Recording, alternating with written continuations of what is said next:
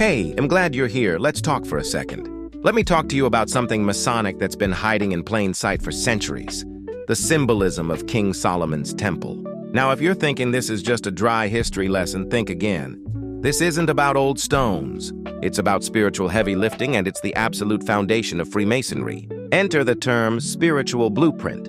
Speculative Masons, that's what we call the philosophical side of Masonry. The guys who aren't banging on physical rocks, but rather banging those unseen rocks by having intellectual discussions about life, theology and philosophy over dinner or a fine brandy.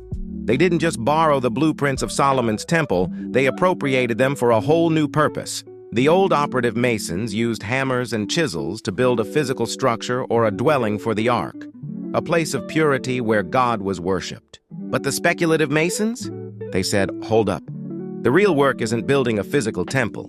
The real work is building the temple within. They took every element, every measurement, and every tool and then turned it into a spiritual discipline. That's the link, the absolute spine of the whole system. The minute you understand that, you realize that Freemasonry isn't just a club with rituals.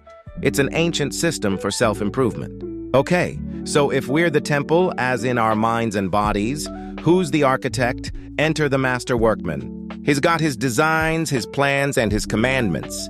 But where does he lay them out? On the trestle board. The trestle board is essentially the drawing board of the master craftsman, or in this instance, the master of the temple. In Masonry, this board becomes the symbol of the divine order, the laws and designs laid down by the grand architect of the universe, God. Here's the kicker, though. The trestle board is given to every single Freemason.